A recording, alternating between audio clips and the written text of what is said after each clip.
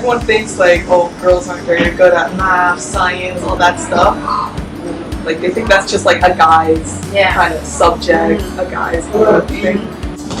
You shouldn't be like held back just because of what people say.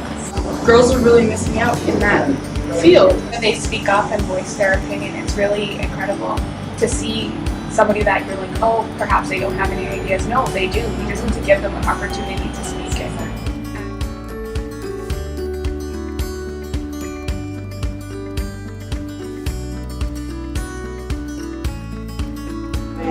Girl or guy, they can do like amazing things.